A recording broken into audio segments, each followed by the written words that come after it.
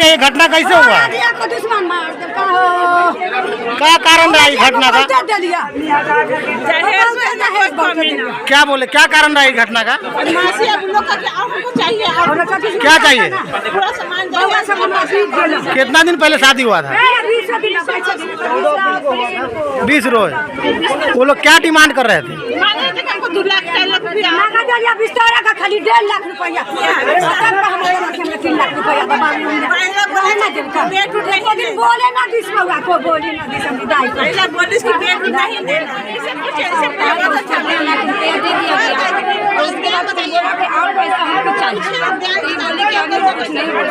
पहले पूछेंगे भाई लोग से, उसके बाद रात में सर फाड़ करके पी करके बहुत बुरा हाल से मार दिया। सर मालूम हुआ कोई मर्दाना दिया है कि दिल से मर्दाना उसके बाद जब हम लोग यहाँ से आदमी गया लकड़ी का सामान मतलब फर्नीचर नहीं दिया था, तो उसका बोला था यहाँ से कि हम पैसा देंगे बाद में, शादी के बाद। तो यहाँ का लोग कह रहा है कि हम अपने लड़की के नाम पे रखेंगे खाता पे, लड़की का सामान होता है। अब वो लोग कह रहा था कि से मतलब हमारे खाता में डालने के लिए, तो इसी बात का लफड़ा हो रहा था 3-4 रोज से। अच्छा।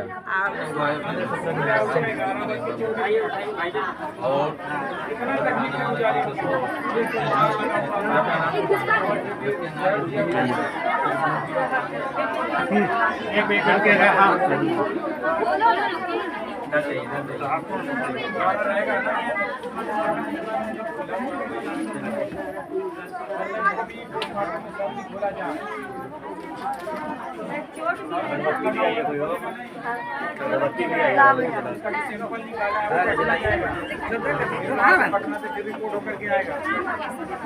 मोहम्मद उजाले हुआ। अभी जो घटना घटी है, ये घटना कैसे घटी?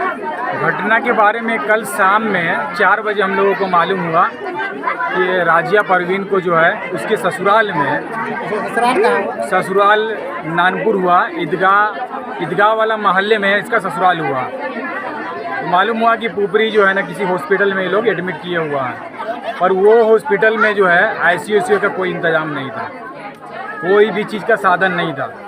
फिर ये लोग को लेके जाना चाहिए था सीतामढ़ी, ये लोग लेके गया दरभंगा, उसमें भी 3 घंटा का टाइम वेस्ट हो गया पूरा। वहाँ गया, पेशेंट के जो है ना, जो सर पे जो मार लगा हुआ है, पूरा सर फटा हुआ था। पर कैसे वो हॉस्पिटल में ना उसको देखा नहीं, उसको लगा कि ऐसी पट्टी किया हुआ है। अभी पोस्टमार्टम के जो दरमियान डॉक्टर देखा, बोला इसे सर पे बहुत मार लगा हुआ है।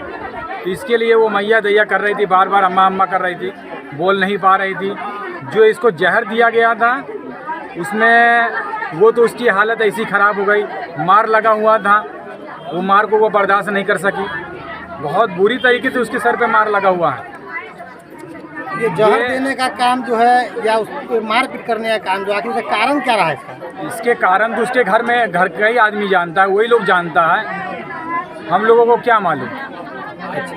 आदमी अंदाज़ा लगा सकता है, बाकी जो पेशेंट जो है आप अंदाजा अभी ऐसा क्या महसूस हुआ कि इस तरह की घटना जैसा वो बोल रही थी बार बार कि हमको जहर दिया गया है, हम बचेंगे नहीं, हम मर जाएंगे। क्योंकि यहाँ पे एक जहांगीर नाम का लड़का है, वो भी गया था, एक नगिंदर नाम का लड़का है, आदमी है, वो भी गया था, उसको भी बयान दिए कि हम बचेंगे नहीं अब, क्योंकि हमको जो जहर दिया गया हुआ है हम किसी भी हाल में नहीं बच पाएंगे।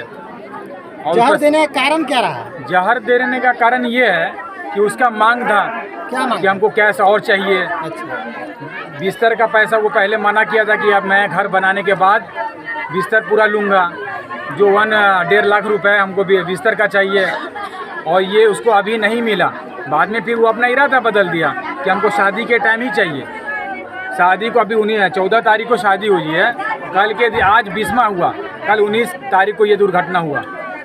जब मैं दरभंगा हॉस्पिटल में पहुंचा, उसके सारे भाई लोग भाग चले, और इसके शौहर को, जो राजिया परवीन है, इसके शौहर को डॉक्टर का, हॉस्पिटल का जो गार्ड लोग हैं, वो एक कमरे के अंदर इसको बंद करके रखा था कि आप भाग मत जाना, तो ये बच गया। बाकी भाई लोग इसका जो है भाग चला। राजिया परवीन का शौहर अभी कहाँ है? अभी वो जो है नानपुर थाने के हवाले कर दिया गया है।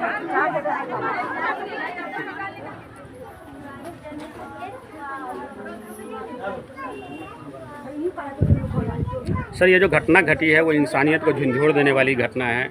एक तरफ सरकार बेटी बचाओ बेटी पढ़ाओ और यहाँ बेटी की हत्या की जा रही है, इस पर क्या कहेंगे आप? सबसे पहले मैं ये कहना चाहूँगा कि बेटी के जो रूप होते हैं वो अनेकों रूप होते हैं। एक बहन का रूप होता है, एक माँ का रूप होता है, और एक जो है समझ लीजिए बेटी का रूप और एक दादी का रूप होता है। तो ये रज़िया परवीन की हत्या नहीं बल्कि इंसानियत का कत्ल किया है, और ये सोची समझी साजिश है, और साजिश के तहत उस बच्ची की जो है हत्या कर दी जाती है। और जिस तरीके से परिजनों ने मुझे बताया कि 4 घंटे तक मुसलसल उसको जो है इन्फॉर्मेशन नहीं था कि कहाँ पर ट्रीटमेंट हो रहा है।